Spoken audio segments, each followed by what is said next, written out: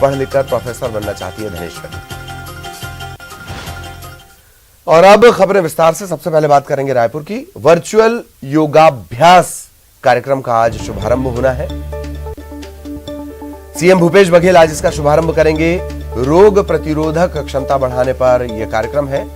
योग से कोरोना का प्रभाव कम करने, कोरोना के प्रभाव को रोकने, इस पर चर्चा होगी। छत्तीसगढ़ योग आयोग का यह पूरा कार्यक्रम है। दोपहर 12 बजे सीएम अपने निवास स्थित कार्यालय से इसका शुभारंभ करेंगे।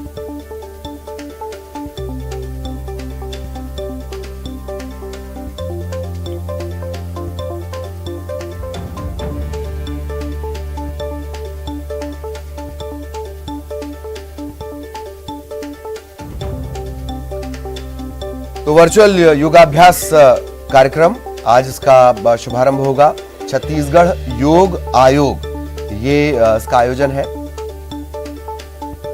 योग के जरिए प्रतिरोधक क्षमता को बढ़ाना और कोरोना के प्रभाव को कम करना, कोरोना के प्रभाव को रोकना, इन तमाम बिंदुओं पर चर्चा होगी। योग की महत्ता पर चर्चा होगी। छत्तीसगढ़ योग आयोग ने पहल की है। इसी तरीके का कार्यक्रम मध्य प्रदेश में योग से निरोग वो भी लगातार चल रहा है। और अब छत्तीसगढ़ में वर्चुअल योगाभ्यास कार्यक्रम 12 बजे इसका शुभारंभ करेंगे खुद मुख्यमंत्री भूपेश बघेल। योग पर विस्तार से चर्चा, कोरोना के प्रभाव को कम करने और रोकने को लेकर चर्चा, योग के जरिए रोग प्रतिरोधक क्षमता बढ़ाने को लेकर चर्चा।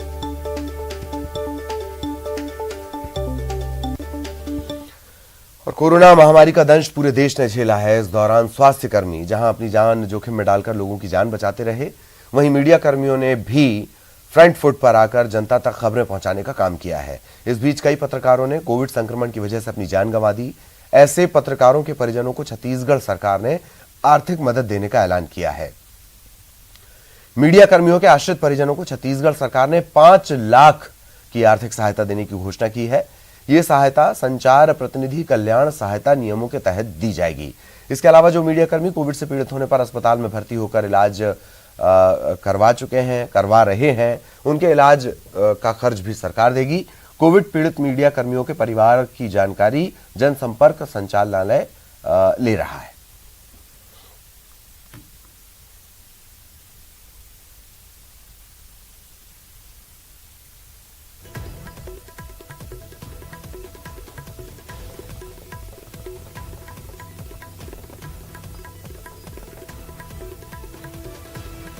तो जनसंपर्क विभाग तमाम लोगों की जानकारी जुटा रहा है। बड़ी राहत पत्रकारों के लिहाज से।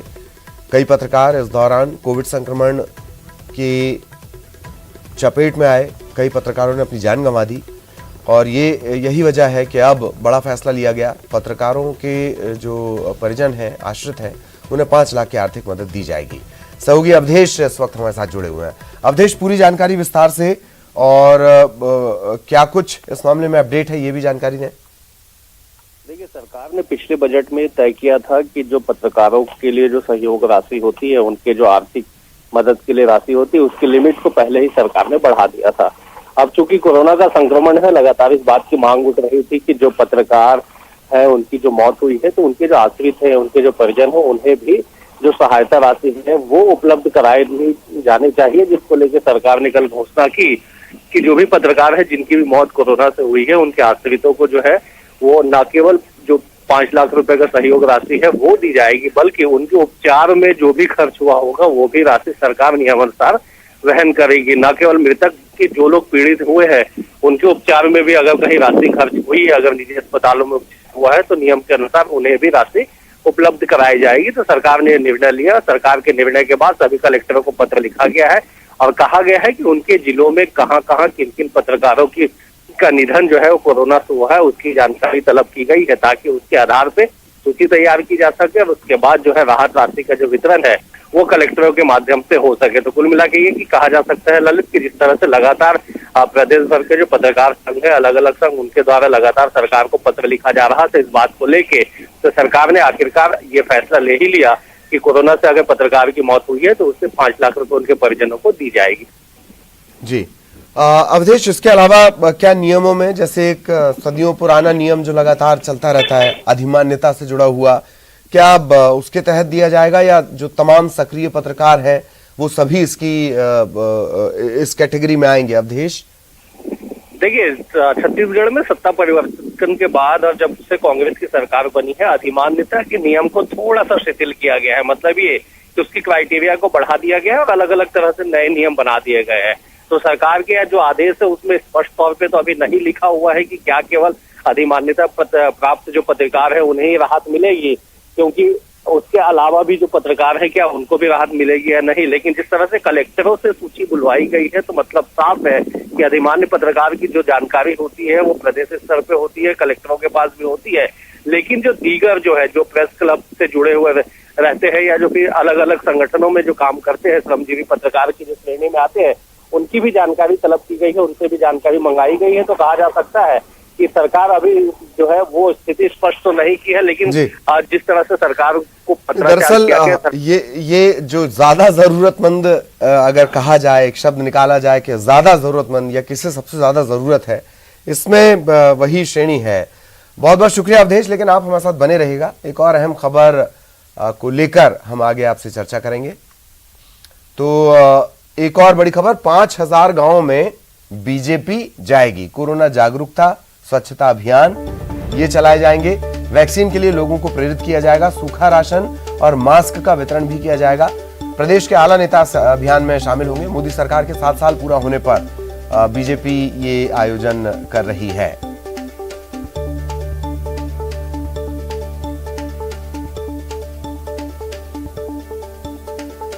अवधेश लगातार हमारे साथ बने हुए हैं। अवधेश, मदद लोगों को मिले, जागरूकता फैले, ये तमाम बहुत अच्छी बात है, और ये भी अच्छी बात है कि 7 साल पूरा होने पर ही आयोजन किया जा रहा है। थोड़ा पहले कर लिया जाता तो शायद और ज्यादा प्रभावी होता।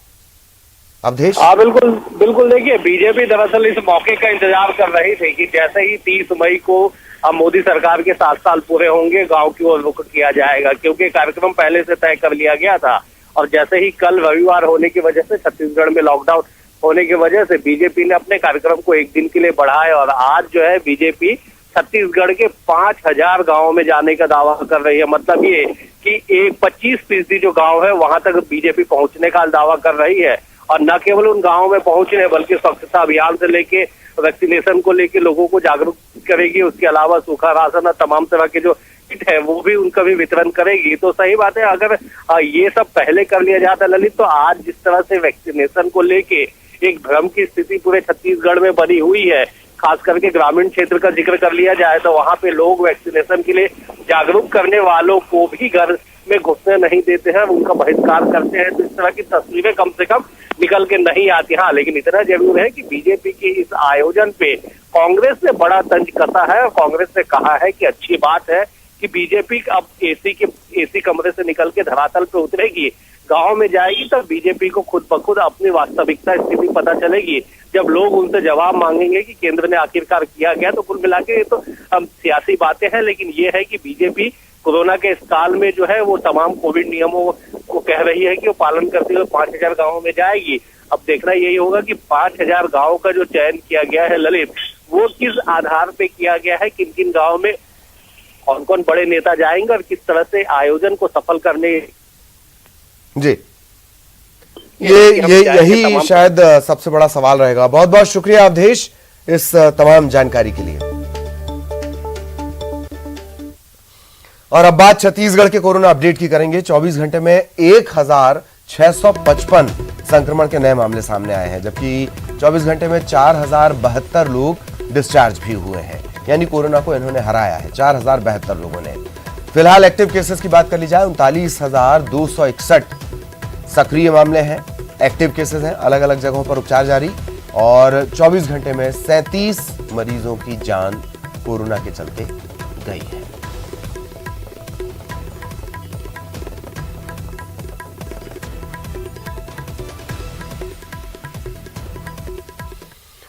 सूरजपुर के भैयाथान पहुंचे स्वास्थ्य मंत्री टीएस सिंहदेव के हेलीकॉप्टर का शीशा क्रैक हो गया, टूट गया। हालांकि समय रहते पायलट ने इसे देख लिया और एक बड़ा हादसा टल गया। मंत्री कुआं हादसे में मृतकों के परिजनों से मिलने के लिए गए थे और जब वो वापस हो रहे थे तब यह हादसा हुआ। बाद में मंत्री बाई रोड अंबिकापुर के लिए रवाना हुए। वहीं हेलीकॉप्टर भैया थान के हेलीपैड पर ही खड़ा रहा। राज्य शासन ने घटना की जांच के आदेश दिए हैं। विमानन विभाग के अतिरिक्त संचालक इस घटना की जांच करेंगे।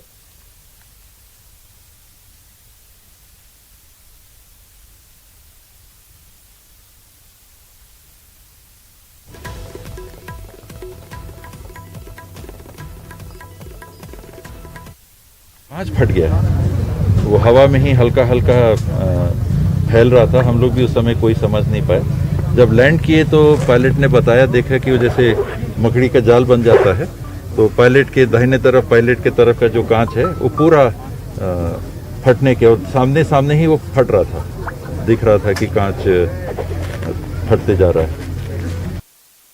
इधर कोरोना से मौत के मामले में छत्तीसगढ़ में आरोप प्रत्यारोप का दौर जारी है। विपक्ष सरकार पर जानकारी छिपाने का आरोप लगा रहा है, तो वहीं सरकार विपक्ष को जानकारी साझा करने की बात कह रही है।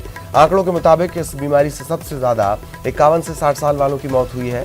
छत्तीसगढ़ में कोरोना से अब तक तकरीबन 13,000 लोगों की जान चली गई है। इसमें 10 साल तक के 32 बच्चे हैं।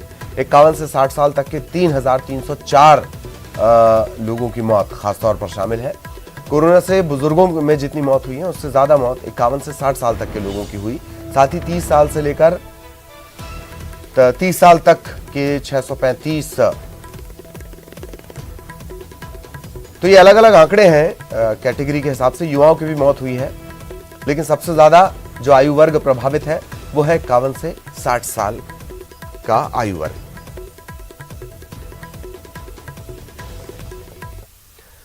योग गुरु बाबा रामदेव ने न्यूज 18 पर एक्सक्लूसिव बातचीत करते हुए कहा कि उन्होंने एलोपैथी को लेकर कोई विवादित बयान नहीं दिया।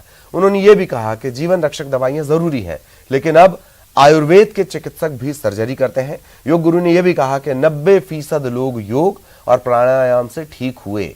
कोरोनिल का साइंटिफिक ट्रायल हुआ। उनके पास 500 वैज्ञानिकों की फौज है। बाबा जी, क्योंकि आप कह रहे हैं कि आयुर्वेद भी एक साइंस है, लेकिन अगर हम बात करें एलोपैथ की तो आप कहते हैं इसको स्टूपिड साइंस है। ऐसा क्यों कहा आपने? ये सवाल जरूर आएगा और डॉक्टर्स के मन में भी ये सवाल होगा। मैंने वापस कहता हूं आमिश भाई, मैंने वो एक मैसेज पढ़ा था, ये मेरा बयान नहीं था, फिर भी मैंने उसके ऊपर खेद व्यक्त कर दिया, बयान वापस ले लिया, माफी भी मांग ली। क्या माफी मांगने को क्या कहते हैं? क्या फिर फांसी पर लटका देंगे? अरे वो हर बात में हमें नीचा दिखाते हैं।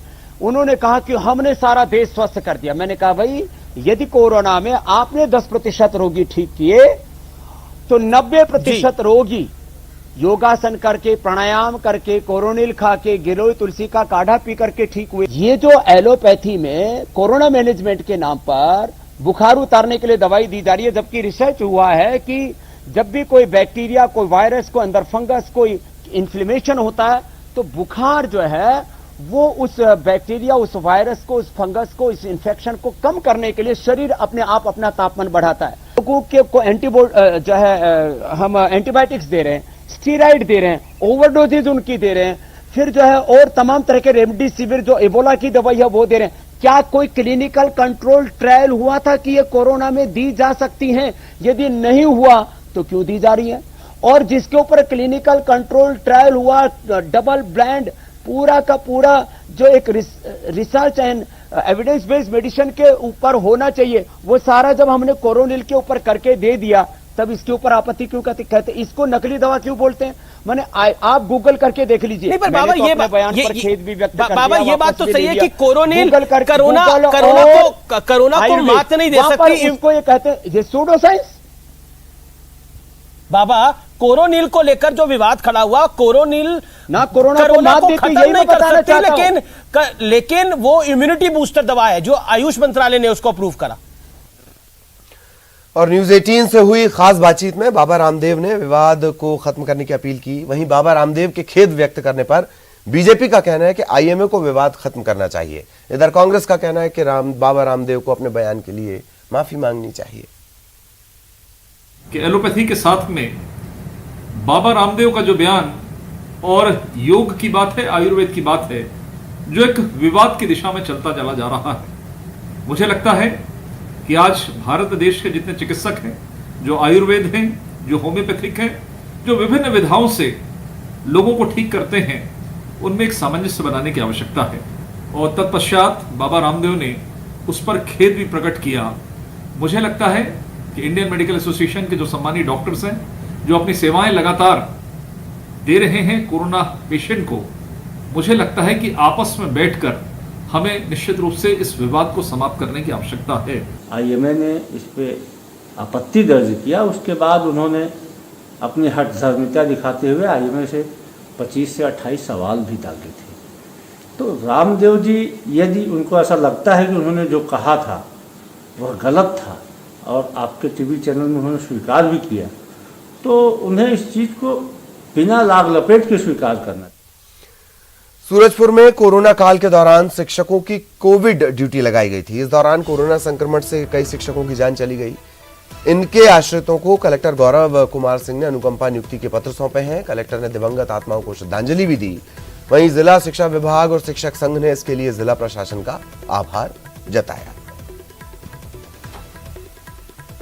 जो इस अनुकंपा नियुक्ति का जाहिर की और उस स्थिति का कारण हमारे जिला प्रशासन ने और हमारे जिला शिक्षा विभाग के अधिकारियों ने इस भर्ती को यथाशीघ्र किया। ऐसा प्रतीत होता है कि ये उन वीर योद्धाओं और उन को एक सच्ची श्रद्धांजलि होगी जो इस कोरोना काल में इस वैश्विक। और अब आपको दिखाते हैं टॉप 10 मध्य प्रदेश।